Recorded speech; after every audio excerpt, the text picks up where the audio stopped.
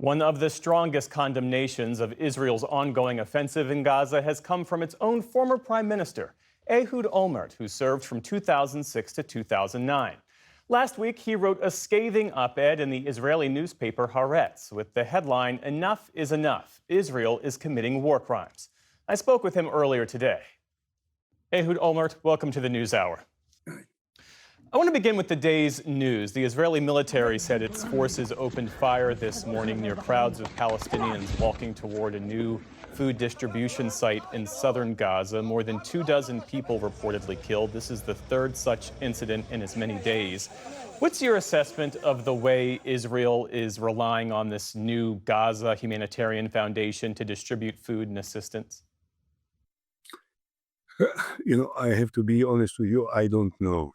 Seems to be in a real chaos, and it needs to be taken care of in a more effective manner, and I hope it will. I don't think that there was any purpose in just shooting the people because someone wanted to kill them. But in the context of this chaos, it happens, unfortunately, it has to be changed in a much better way, and this is incumbent upon us to do it, and I hope we'll do it. On the matter of your op-ed, what prompted your shift from previously defending Israel's actions in Gaza to now condemning them as war crimes? I absolutely supported the Israeli counteroffensive after the 7th of October for obvious reasons. All of the world supported Israel because this was inevitable and unavoidable. However, it happened 20 months ago, and since then a lot has happened. And fact is that after 20 months, there is a growing understanding in Israel by many former leaders of the army, the Mossad, the Secret Service, the generals. Almost everyone says that we have done everything that we can do in a military operation. This is becoming like a private war of the prime minister trying to somehow escape from the possible ramifications of ending the war now because of political considerations. When this happens, you have to ask, what is the right of the country, the government, to send soldiers to risk their lives? What is the basis for endangering the lives of the hostages? And also, what is the basis for possibly killing non-involved people amongst the Palestinians?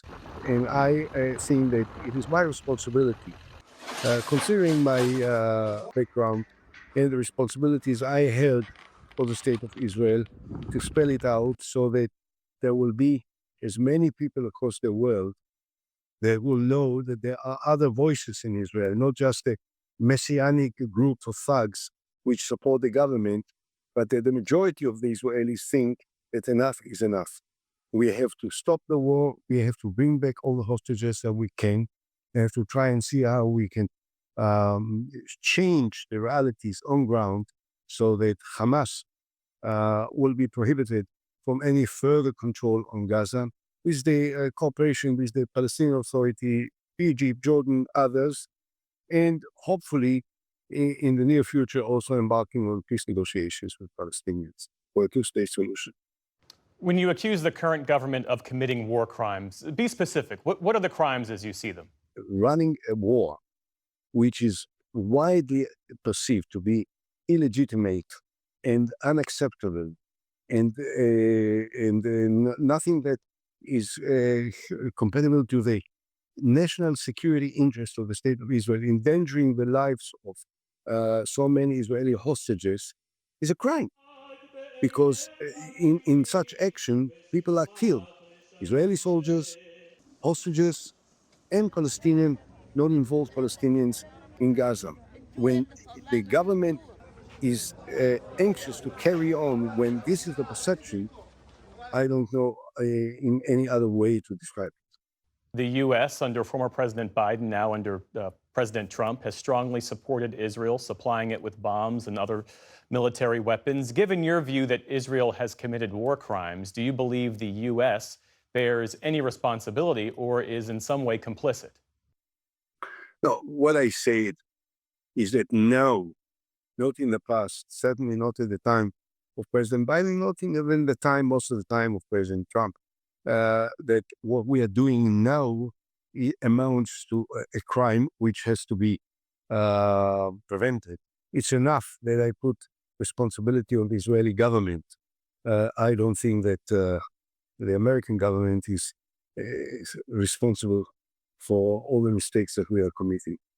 As a lawyer, do you believe that Israel's actions in Gaza meet the legal definition of genocide? No, not at all. No, listen, don't push it far too far.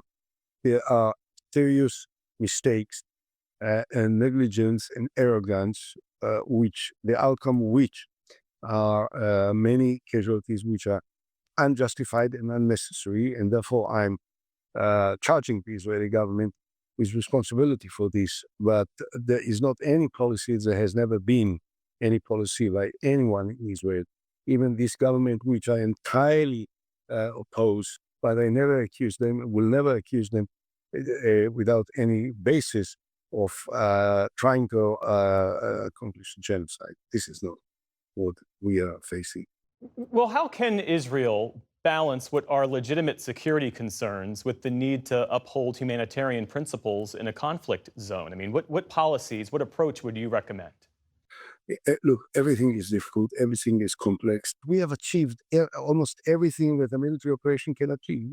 We have eliminated most of the leadership of Hamas. We have destroyed most of the tunnels, the launchers of the rockets and the command positions. More than 55,000 Palestinians were killed. Many of them were Hamas fighters, and they deserve being punished for what they did. But there are so many who were not part of any terrorist organization. So at this point now, if we end the war, we bring back the hostages as part of an agreement.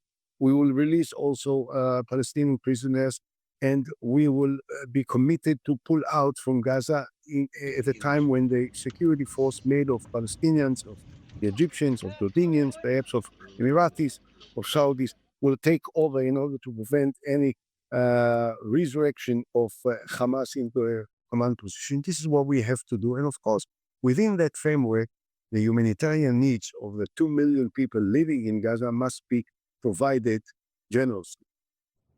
You are the only former Israeli prime minister ever convicted in a criminal court. How do you respond to critics who say that your legal record undermines your credibility to speak out against the current government? And why do you believe you have not just the credibility, but the moral authority to critique the current leadership and their approach? I'm almost certain that I didn't have this moral authority, you wouldn't have invited me. And most of the Israelis who are searching to hear my opinion wouldn't have asked me to express my opinion. Whatever happened, which is something that we don't have a right time now to discuss, it has nothing to do with my performance as prime minister, which was widely respected at the time. And I think that based on my experience and my record as prime minister in charge of Israeli security for many years, I think that I have not only the right, but the obligation to say what I say. How has your critique been received in Israel? And do you believe there is a political will there to shift course right now? Well, I guess that quite a large number of Israelis do not like what I say for obvious reasons. And there are quite a few, perhaps many, that entirely subscribe to what I say and send their messages in support of what I say. Whatever happened and whatever happens now is part of a broader problem and crisis that we are experiencing. As you all know, it started with the judicial revolution that the prime minister tried to implement, and the hundreds of thousands of Israelis now for more than a year and a half are rioting and are demonstrating on a daily basis. I think we are moving forward rapidly into a position where the government will not be able to carry on. They will have to run for early elections. Prime Minister Netanyahu polarized the Israeli society in a manner which is unprecedented in our history. That's why I called and I say that the Israeli government declared war on the state of Israel.